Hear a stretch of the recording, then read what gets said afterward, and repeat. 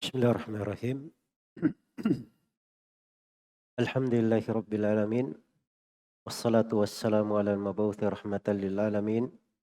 Nabiyina Muhammad wa ala alihi wa sahbihi wa man tabi'ahum bi ihsanin ila yaumiddin. Amma ba'd. Kaum muslimin dan muslimat, para pendengar dan pemirsa dimanapun Anda berada, Assalamualaikum warahmatullahi wabarakatuh. Ayat-ayat di akhir dari surah Al-Fajr sangat mendalam sekali makna dan kandungannya, dan harusnya selalu menjadi sebuah renungan untuk kita semua di kehidupan dunia ini. Allah Subhanahu wa taala berfirman, "Ya ayyatuhan nafsul mutmainnah, irji'i ila rabbiki radiyatan mardiyah, fadkhuli fi ibadi wadkhuli jannati." Wahai jiwa yang tenang, kembalilah engkau kepada Rabbmu dalam keadaan ridha dan diridhai. Masuklah engkau ke dalam golongan hamba-hambaku, dan masuklah engkau ke dalam surgaku. Ya, subhanallah. Ini adalah dambaan setiap mukmin dan mukminah. Setiap dari kita ingin masuk ke dalam golongan jiwa ini. Orang yang apabila dia meninggalkan dunia, maka dipanggil dengan panggilan yang sangat indah ini. Ya ayyatuhan nafsul mutmainnah, wahai jiwa yang tenang. Wahai jiwa yang tenang. Irji'i ila rabbiki radiyatan mardiyah. Kembalilah engkau kepada Rabbmu dalam keadaan ridha dan diridhai. Iya. Dan ini semuanya tentunya hal yang didambakan oleh setiap mukmin dan mukminah. Tapi yang mendapatkan kemuliaan dengan panggilan ini itu terikat dengan 3 kriteria disebutkan di dalam ayat. Yang pertama, jiwanya adalah jiwa yang tenang, mutmainnah. Yang kedua, dia kembali dalam keadaan dia ridha kepada Allah. Dan yang ketiga, dia kembali dalam keadaan diridhai oleh Allah. Dalam keadaan diridhai oleh Allah. Maka ini 3 hal yang hendaknya orang yang beramal untuknya. Orang yang berlomba-lomba, bergegas kepadanya. Bagaimana dia menjadikan jiwanya sebagai jiwa yang tenang. Dia tergolong jiwa yang ridha kepada Allah. Dan dia termasuk orang yang diridhai oleh Allah Subhanahu wa taala. Jiwa yang tenang itu pokoknya adalah keimanan. Keimanan. Sebab dengan keimanan itulah tuma'ninah. Alladzina amanu wa tatma'innu qulubuhum bidzikrillah. Ala bidzikrillahi tatma'innul qulub. Orang yang beriman dan dia tenang dengan zikir kepada Allah. Tuma'ninah, mutmainnah dengan zikir kepada Allah. Ketahuilah bahwa dengan zikir kepada Allah itu hati akan menjadi tuma'ninah. Maka pokoknya adalah keimanan kepada Allah Subhanahu wa taala. Karena itu banyak dari ahli tafsir menafsirkan mutmainnah adalah jiwa yang beriman. Itu bekal pokok, dan keimanan itu adalah di dalam memurnikan ibadah kepada Allah dan meninggalkan kesyirikan. Alladzina amanu wa lam yalbisu imanahum bidzulmin ulaika lahumul amnu wa hum muhtadun. Orang yang beriman dan tidak menodai keimanannya dengan kezaliman, yaitu kesyirikan. Mereka inilah orang-orang yang akan mendapatkan keamanan, dan mereka ini orang-orang yang selalu berada di atas jalan hidayah. Kemudian di antara ahli tafsir ada yang mengatakan jiwa mutmainnah itu adalah jiwa yang menerima ketentuan dan takdir Allah. Jiwa yang menerima ketentuan dan takdir Allah Subhanahu wa taala. Iya. Nah, itu juga masuk di dalamnya. Nah, itu bagian dari ciri ketenangan. Apabila dia beriman dengan benar, dia berislam, banyak berzikir kepada Allah Subhanahu wa taala, ridha akan segala ketentuan Allah Subhanahu wa taala, maka itu bagian dari jiwa yang mutmainnah, yang beriman. Di dalam Sahih Muslim dari hadits Suhaib bin Sinan Ar-Rumi, Rasulullah sallallahu alaihi wasallam bersabda, "Ajaban li amril mu'min, inna amrahu kullahu lahu khair, wa laysa dzalika li ahadin illa lil mu'min." Sangat menakjubkan perkara seorang mukmin itu. Seluruh perkaranya adalah kebaikan. Dan itu tidak akan terjadi kecuali untuk seorang mukmin saja. In asabathu sarra syakar fakana khairan lah. Kalau dia mendapatkan kesenangan, dia bersyukur, maka baik pula yang dia dapatkan. Wa in asabathu dharra sabar fakana khairan lah. Kalau dia ditimpa oleh bahaya, dia bersabar, maka kebaikan pula yang dia dapatkan. Nah, ini sifat seorang mukmin, kehidupannya yang menakjubkan. Karena itu menakjubkan kehidupannya di dunia, menakjubkan kehidupannya ketika sakaratul maut, menakjubkan kehidupannya ketika dia di alam kubur, dan menakjubkan kehidupan seorang mukmin itu ketika dia berada di hari kiamat, berdiri di depan Allah Subhanahu wa taala, di tengah padang mahsyar, dihadiri oleh seluruh makhluk dalam sebuah hisab yang pasti dijalani oleh setiap manusia. Ya, maka ini jiwa yang mutmainnah. Adapun jiwa yang radiyah, dia ridha kepada Allah Subhanahu wa taala. Pokok dari ridha itu adalah seorang raditu billahi rabban wa bil islami dinan wa bi Muhammadin sallallahu alaihi wasallam rasula.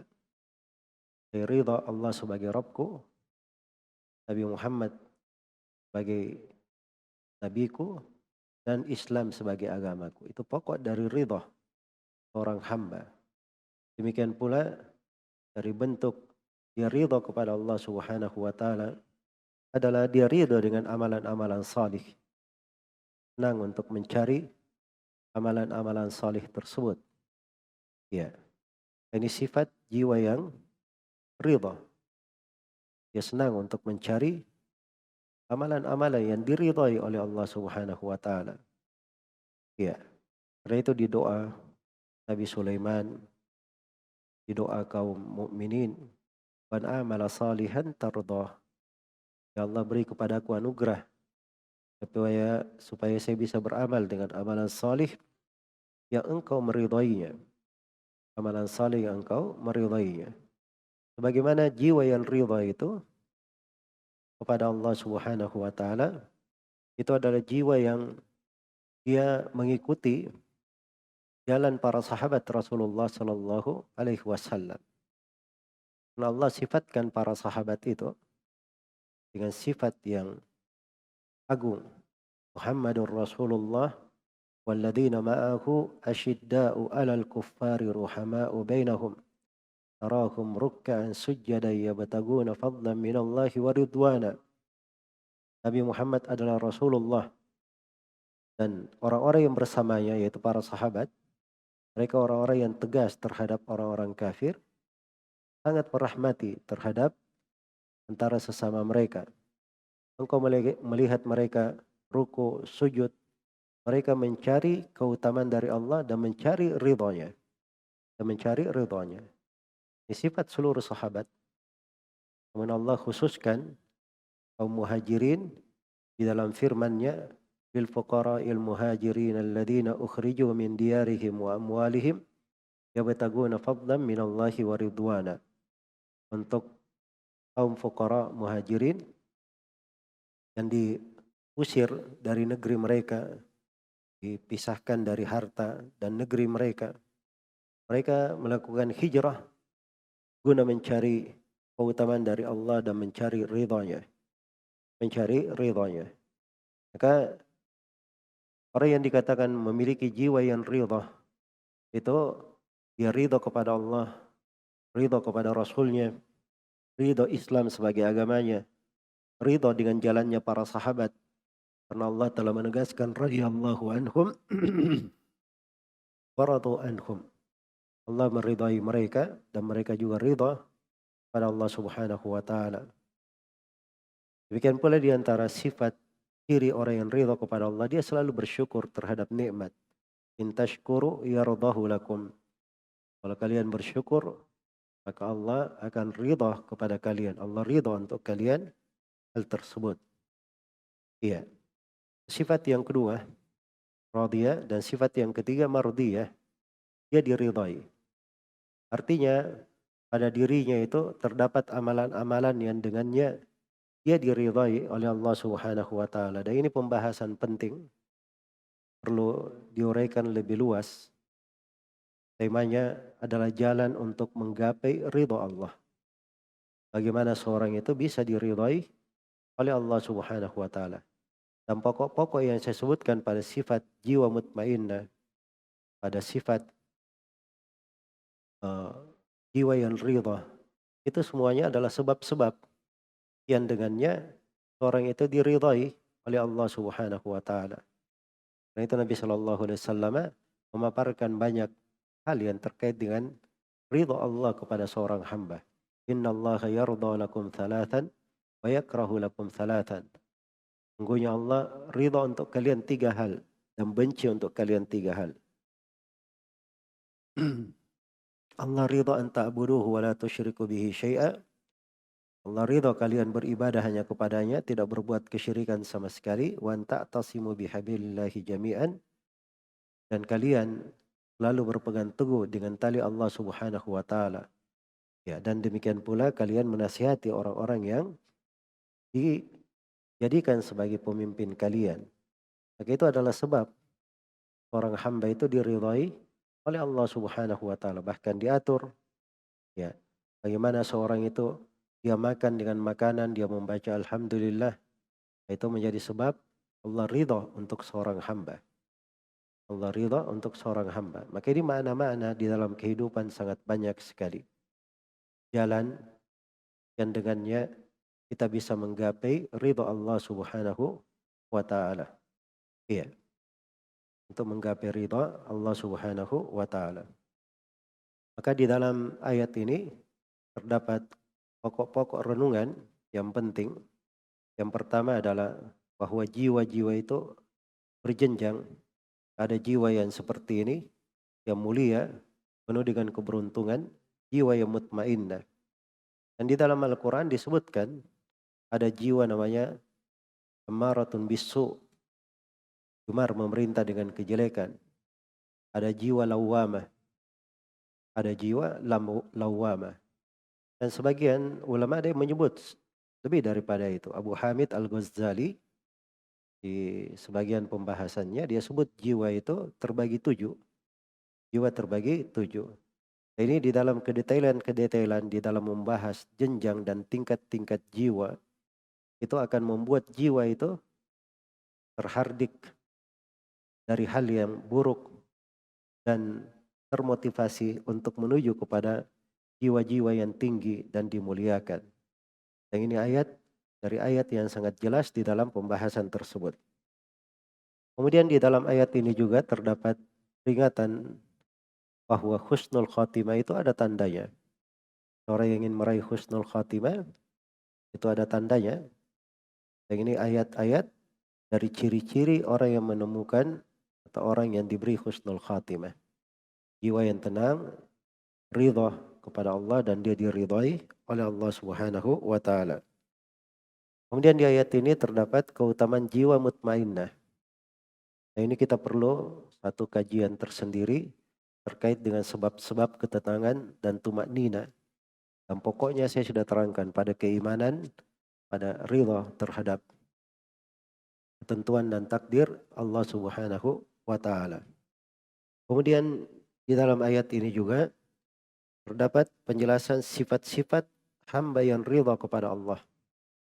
Dan sudah kita jelaskan hal tersebut terkait dengan keimanan kepada Allah, keimanan kepada Rasulnya, dan penerimaan ridha terhadap agama, mengikuti jalan para sahabat Rasulullah Sallallahu Alaihi Wasallam, banyak bersyukur kepada Allah, cinta kepada amalan-amalan yang diridhai oleh Allah. Adapun pembahasan yang setelahnya adalah terkait dengan jalan untuk menggapai ridha Allah. Ini saya sudah jelaskan bahwa ini perlu kajian dan tema tersendiri di dalam membahasnya. Karena di dalam hidup ini subhanallah banyak sekali hal-hal yang kita bisa capai, kita bisa laksanakan untuk meraih ridha Allah Subhanahu wa taala. Dari sifatnya para nabi, Nabi Musa alaihi salam bersegera menuju ke Bukit Tur sebelum kaumnya. Allah bertanya kepadanya, "Wa ma a'jalaka an qaumika ya Musa?" Apa yang menyebabkan engkau ya Nabi Musa bersegera meninggalkan kaummu? Dan Nabi Musa menjawab, ulai ala athari wa ajiltu ilaika rabbi litarda. Kaumku ada di belakangku. Saya lebih segera dari mereka.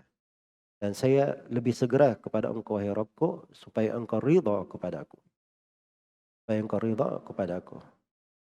Ini kesegeraan para nabi untuk menggapai ridha Allah Subhanahu wa taala. Dan di antara kaum mukminin ada yang seperti itu. Wa minan nasi may yashri nafsahu ibtigha'a mardatillah. Wallahu ra'ufun bil ibad.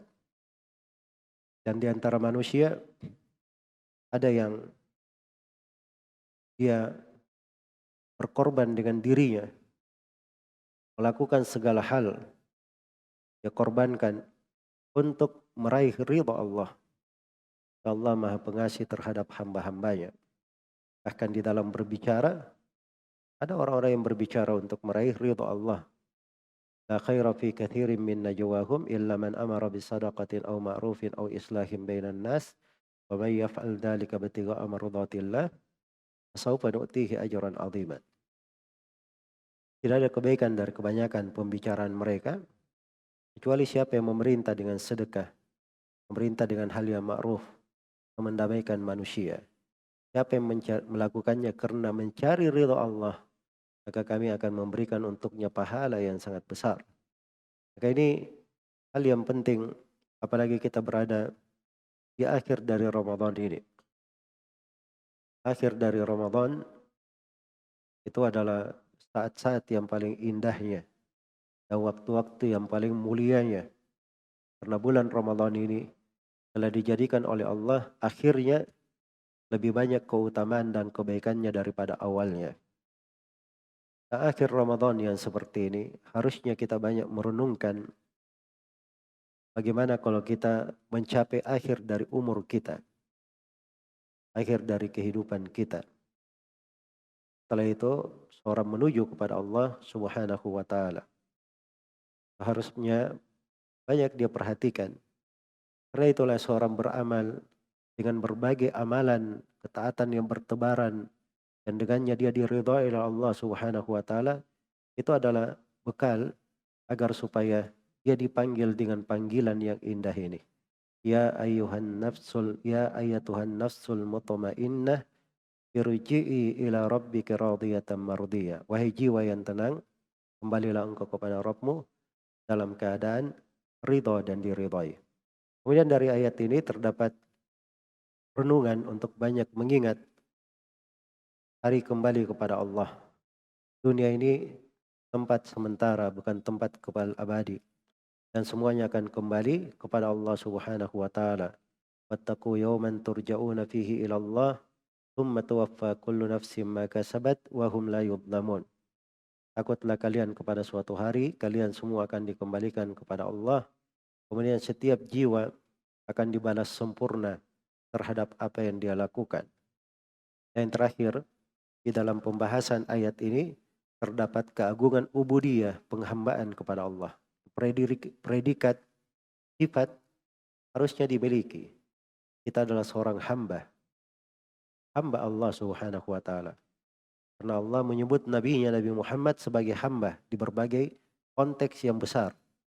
Di peristiwa Isra Mi'raj, di peristiwa turunnya Al-Quran, di posisi berdakwah, semuanya disebut dengan predikat hamba.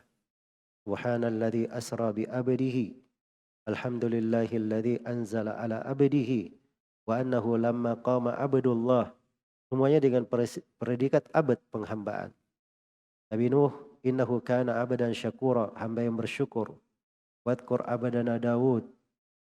Ya. Nabi Sulaiman, ni'bal abdu innahu awwab, sebaik-baik hamba. Wadkur abadana Ayyub. Wadkur ibadana Ibrahim. Wa Ishaq wa Yaqub. Disebut seluruhnya dengan predikat penghambaan untuk para nabi dan para rasul. Begitu tingkatan yang tinggi yang hendaknya dipilih oleh seorang hamba, sehingga dia kenal akan kefakirannya, dia kenal akan kemiskinannya, dan dia selalu berharap kepada Rabb-Nya, banyak beribadah kepadanya, memohonnya, menjadi hamba yang sebenar-benarnya menegakkan penghambaan dan ibadah kepada Allah Subhanahu wa taala. Semoga Allah Subhanahu wa taala menggolongkan jiwa-jiwa kita semua kepada golongan nafsul mutmainnah, mengembalikan kita kepadanya dalam keadaan ridha dan diridhai. Dan semoga Allah Subhanahu wa taala yang telah memudahkan kita untuk beragama dengan agama Islam dan memberi jalan kepada kita semua mengenal jalan Rasulullah sallallahu alaihi wasallam. Semoga Allah Subhanahu wa taala memudahkan kita semua untuk keluar dari dunia ini dalam keadaan diridhai oleh Allah dan masuk ke dalam surganya. Innahu waliyyu dzalika wal qadiru alaihi, wallahu taala alam.